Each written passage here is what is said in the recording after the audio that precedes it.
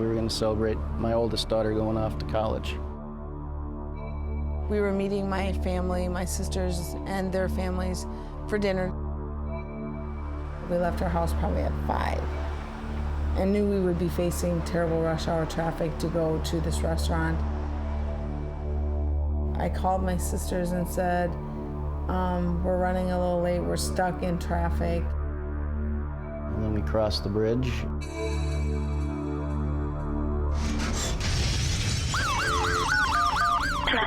The bridge collapsed. People are all over the place. Fire and okay, the whole bridge fell into the river. August 1st, 2007. Oh, there's hundreds of cars down in the river. Bring everything you got. All right, sir. Minneapolis, Minnesota. They need watercraft in the river. There are cars sinking and people in the We know, ma'am. Everyone's on the way. The I-35W bridge collapses, sending dozens of cars, trucks, and nearly 150 victims into the Mississippi River below. 13 lives end abruptly. Brad Coulter, his wife Paula, and their 2 daughters are among the victims. We worked our way across the bridge, and then as we neared the end of it, it started shaking. And then we weren't quite sure what was going on, and so in about 4 seconds, we were upside down about 65 feet. It didn't take long, but it must have felt like an enormous stretch of time at the moment, no? No, actually, it happened pretty quick. We were kind of at the end of the bridge, and the bridge kind of pulled away from the last section, and we just went down with it. So it kind of went down, and we flipped, landed on the roof. At least we were all seat belted in, and kind of undid our seat belts and got out, and Paula was still hanging from her seat belt, so we just had to get away and wait for help. Brad and his daughters escaped through broken windows with back injuries. His wife Paula, whose condition is far more severe, waits for help. She was bleeding pretty heavily, and she was hanging upside down from her seat belt, and she was moaning, so I knew she was still alive, but I knew she was hurt pretty bad. In an instant and without choice, the family falls victim to infrastructure at its worst. I've spent my whole life dealing with construction and building failures. Barry LePatner is a construction attorney and author. He says the catastrophic collapse in Minneapolis should serve as a serious wake-up call to all of us. If there were a State of the Union address on our infrastructure, the answer from the President to the Congress would be the state of our infrastructure is poor and getting worse. The situation's so dire that the American Society of Civil Engineers has given the infrastructure you rely on in this country a near-failing grade of D. Is it dangerous? In some places, in some situations, it is. Deadly dangerous? Dangerous to the extent that we are facing other I-35Ws, like the bridge that collapsed in Minnesota in August of 2007. That bridge was considered structurally deficient, and shockingly, so are 70,000 others across the country. You can see where the crack is starting, and as it gets pushed more and more, it'll fall down into the river. American Society of Civil Engineers' Andy Herman showed me firsthand what a bridge with that rating looks like. I'm not an engineer.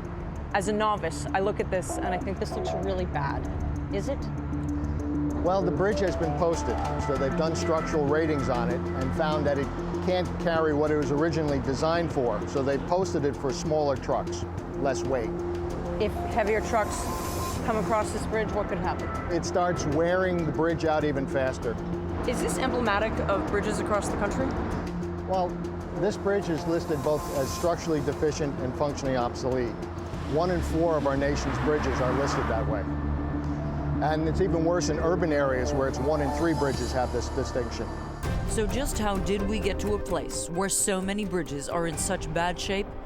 Herman says the answer is simple: a lack of maintenance and a lack of investment. As an engineer, how does it make you feel that so many of our bridges in the country are like that? Well, it just shows that we haven't been investing in our bridges for decades. If you think back to the 50s when we built the interstate highway system. That's when we made some major investments in bridges. But that's back in the 50s. That's 50 plus years ago. We really haven't been keeping up with it. We have to make more investments in our bridges and our roads. Where do we fit in the world in terms of infrastructure? If you look at China, they're investing about 9% of their gross national product in infrastructure. India, 7%. America, less than 2%. So we are falling behind the other countries. They're surpassing us. They're putting money into it because they can see the need. They can see how their countries can prosper by better infrastructure. That frightens people like Kevin Barnhart, the county commissioner for Berks County, Pennsylvania. Maybe there needs to be more frequent inspections. His county has nearly 200 structurally deficient bridges. In such bad shape, 85 of them now have weight restrictions. So now you can see this piece of corroded steel. This is supposed to be invisible to the human eye. You're never supposed to see the reinforcing bar. If you do, then you're in serious trouble. Not surprising, seeing Berks County is part of a state that carries the title of worst bridges in the country, according to Washington-based Transportation for America. How many people drive over this bridge every day? Approximately 45 to 55,000, depending on weekday and weekends. Tremendous number of people. What do you think they would say if they could see underneath?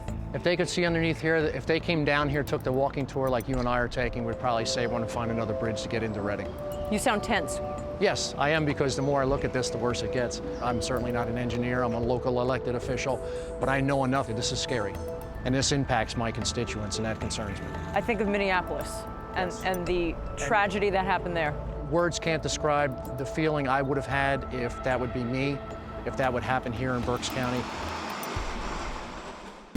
The official cause of the Minneapolis collapse, according to the NTSB, was a design flaw in the steel plates known as gusset plates, essential parts of a bridge that are used to connect beams and girders to columns.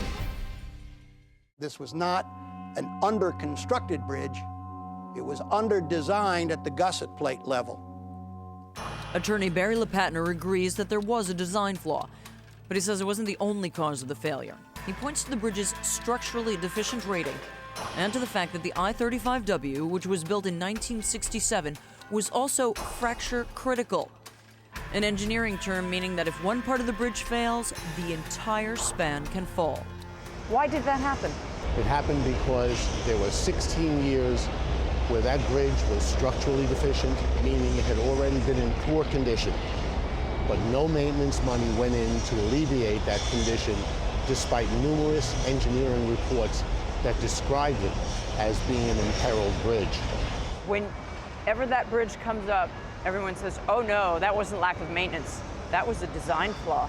There was a design flaw element to it, but in truth, based upon engineering analyses from some of the best bridge engineers in this country, that was not the cause of the collapse. Could the catastrophe in Minneapolis happen again?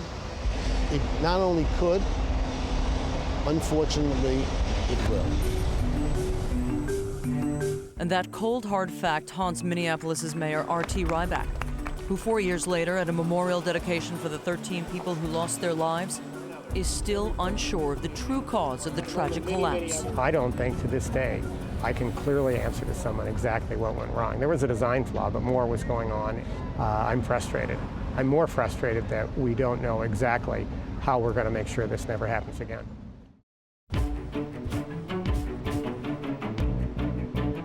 When was the last time you were down here? Never, You've never come down here before? never. First time. For Paula, life has changed. She has had countless surgeries and years of physical therapy and knows her road to recovery is anything but over. I continue to work hard all the time to get back to as close to who I used to be physically as I can. So while I move well and I'm good, I'm way better than I could have been, but there are still things that they're not right. Not right, but miles ahead of where doctors originally believed she would be. They told you she may never walk again, right? Right. Yeah, they told us to look for a nursing home for her because they weren't sure what was going to happen. Numerous lawsuits and settlements followed the collapse of the I-35W bridge, including a payout from a special $36 million fund set up by the Minnesota legislature. Paula received the largest sum from the state, totaling more than $2.2 million. Does that in any way make up for what you went through? Nope, nope. I would give everything I have back. I would I would take my old life back in a heartbeat, because the money can't fix what you don't have or what went wrong, and I have no idea about the future. Frankly, I really don't want this to ever happen again. I know 4 years later, the kind of suffering people still have. God willing, this doesn't happen again, that a bridge collapses in the middle of rush hour in the middle of an American city. But I don't know if we've really done anything to guarantee that it won't happen again. Still to come, levees on the brink of collapse. There are two kinds of levees, those that have failed and those that will fail. And later, the private sector stepping up and digging in to Indiana. Without this transaction, we would have still had a toll road in lousy shape, probably getting worse. But next, With 9160 Charlie. danger underground. How safe is the pipeline running underneath your home? There are 2.5 million miles of pipeline in the United States. And your responsibility for them is exactly what? To ensure that they are safe. Are they?